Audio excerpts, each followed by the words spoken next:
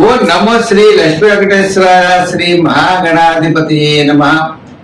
ఉగ్రం వీరం మహావిష్ణుం జ్వలంతం సర్వతోముఖం నృసింహం భీషణం భద్రం మృత్యుర్నమామ్యహం.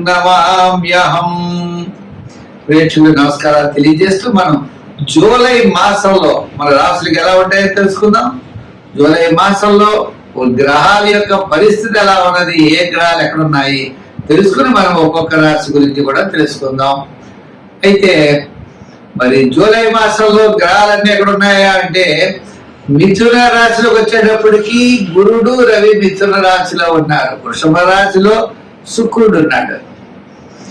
మరి కర్కాటక రాశిలో బుధుడు, సింహ రాశిలో కేతువు, అంతేకాకుండా మరి కుజుడు కూడా సింహరాశిలోనే ఉన్నాడు.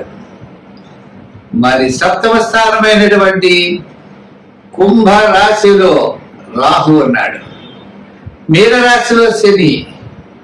మరి చంద్రుడు 27 రోజులు 27 నక్షత్రాల్లోనూ సంచారం ఉంటుంది. కాబట్టి మనకి మన యొక్క రాశులకి జూలై నెలలో మనం ఎలా ఉంటుంది, ఏ విధమైనటువంటి సులభమైన పరిహారాలు మనం చేసుకోవచ్చు, చేసుకుంటూ ఏ విధమైనటువంటి కార్యాన్ని మనం పూర్తి చేయగలుగుతాం అని మానవుని యొక్క ప్రయత్నం. ఆ ప్రయత్నంతో పాటు దైవ బలాన్ని సంపాదించడం కోసం మనం తప్పకుండా తెలుసుకుంటాం.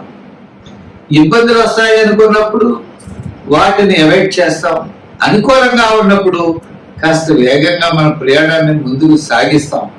ఆ విధంగా గ్రహాలు ఎప్పుడు కూడా జ్యోతిషం అంటే కాంతిని ఇచ్చేది, మనల్ని నడిపించేది, మనం చూసుకుని నడిచేది. ఈ విధమైనటువంటి ఆలోచనతో మనం ముందుకెళ్ళాలి. తప్పనిసరిగా ముందుగా మనం మేష రాశి గురించి జూలై నెలలో ఎలా ఉందో తెలుసుకుందాం. మిథున రాశి. ఈ జూలై నెలలో మిథున రాశి వారు ఉత్సాహంతో పనిచేస్తారు. విందులు వినోదాల్లో పాల్గొనే అవకాశాలు ఉన్నాయి. మీ క్యాలిక్యులేషన్స్ చాలా కరెక్ట్ గా ఉంటాయి. చేత బుధుడు ద్వితీయ స్థాన సంచారం. మరి తృతీయంలో కుజుడు స్థిరాస్తి డెవలప్మెంట్స్, ఆర్థికమైనటువంటి సంబంధమైన వ్యవహారాల్లో కొంత ఇబ్బందులున్నా అనుకూలమైన వాతావరణంలోకి వస్తుంది. మీ యొక్క ప్రణాళికలన్నీ కూడా చాలా చక్కగా ఉంటాయి. దానికి అనుగుణంగా మీరు ముందుకు వెళ్ళేటువంటి అవకాశాలు ఉన్నాయి. జన్మంలో గురుడు అలాగే శని వారి యొక్క స్థానాల్లో పెద్దగా అనుకూలంగా లేకపోవచ్చు. అసంతృప్తి, చికాకు, శ్రమ, ప్రతి పని కూడా పట్టుదలతో ముందుకు వెళ్ళడం, ఇటువంటి స్వల్పమైన సమస్యలు అయితే మీకు ఉంటాయి. ఉన్నప్పటికీ కొన్ని విషయాలు తప్పనిసరిగా ప్రభుత్వ సంబంధమైన వ్యవహారాల్లో అనుకూలత ఉంటుంది. ఉద్యోగంలో స్వల్పమైన సమస్యలు వస్తాయి. ఆ సమస్యలు మళ్ళా సరిదిద్దుకుంటారు. మీ యొక్క ఆలోచన, మీ యొక్క ప్రణాళికలతో దాన్ని సరిదిద్దుకునేటువంటి మార్గం కనపడుతోంది. ఇంకా వ్యయం అంటారా, కుటుంబార్థిక సంతానపరమైన వ్యవహారాలకు వ్యయం జరిగే అవకాశాలు ఉన్నాయి. ప్రతి పని కూడా మంచి నైపుణ్యంతో ముందుకు వెళ్ళేటువంటి అవకాశాలు కనపడుతున్నాయి. ఉద్యోగ పరంగా, రాజకీయ పరంగా, వృత్తుల పరంగా ప్లానింగ్ అన్నది చాలా అవసరం. ఆర్థిక వ్యవహారాల్లో కూడా. అందుచేత మీరు రేపు ఏ పని చేయబోతున్నారో ఈ రోజే మనం నోట్ చేసుకోవాలి. ఈ విధంగా ఈ మాసం అంతా కూడా వ్యతిరేక అనుకూలమైనటువంటి ఫలితాలతో ముందుకు వెళ్ళడం అనేది జరుగుతుంది. అయితే పెద్దగా ఇబ్బంది పడేటువంటి అవకాశాలు అయితే మాత్రం లేవు. అయితే పరిష్కార మార్గానికి వచ్చేటప్పటికి సంఖ్యల్లో 5, 6 సంఖ్యలు, రంగుల్లో తెలుపు, గ్రీన్ కలర్స్ ఇవి వాడండి. ఇంకా మూడవది, దానాల్లో శనగలు దానం చేయండి. గురువారం నాడు స్వీట్స్ పంచిపెట్టండి. శివ దర్శనం, శివ క్షేత్రాల్ని దర్శిస్తూ ఉండండి. గురుగ్రహ బలం పెరగడానికి దక్షిణామూర్తిని ఆరాధించండి. అవకాశం ఉన్నప్పుడు కాలభైరవాష్టకాన్ని కూడా రోజు పఠించండి. తద్వారా విశేషమైనటువంటి ఫలితాలు పొందగలుగుతాయి. అంతేకాకుండా రోజు కుల దైవాన్ని కూడా మీరు పూజిస్తూ ఉండాలి. కుల దైవాన్ని పూజించడం ద్వారా విశేషమైనటువంటి ఫలితాలు మీరు పొందగలుగుతారు. ఎప్పుడైనా సరే ప్రతిరోజు కూడా శివ స్తోత్రాలు, శివ నామస్మరణ చేస్తూ ఉండండి. తద్వారా విశేషమైనటువంటి ఫలితాలు మీరు పొందగలుగుతారు. స్వస్తి. ధనురాశి. ఈ ధనురాశి వారికి సప్తమంలోనే గురుడు, షష్టంలో శుక్రుడు.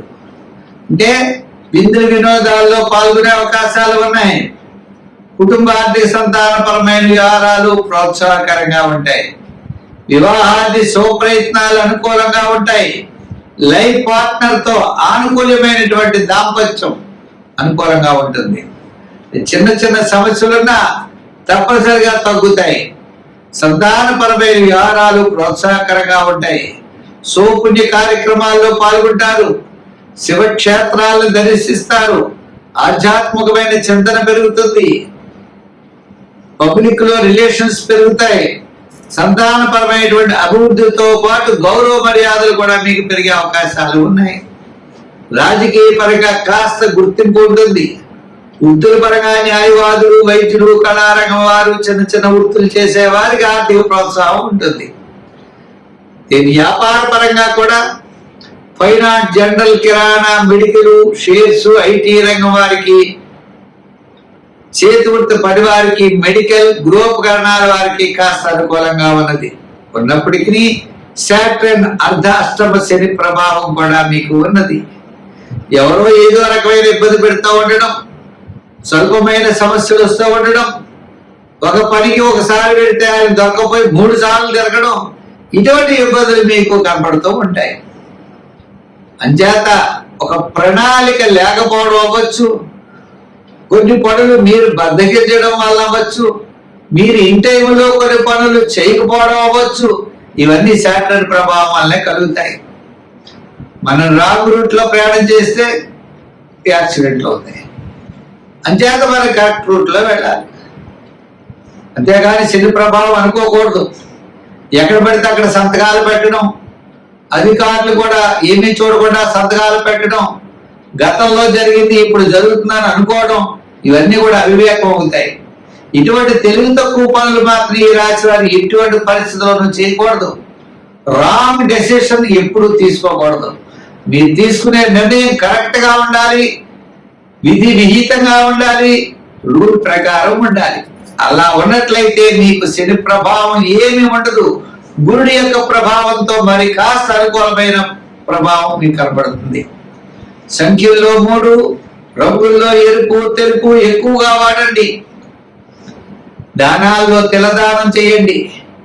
వారాల్లో సోమవారం చేయండి.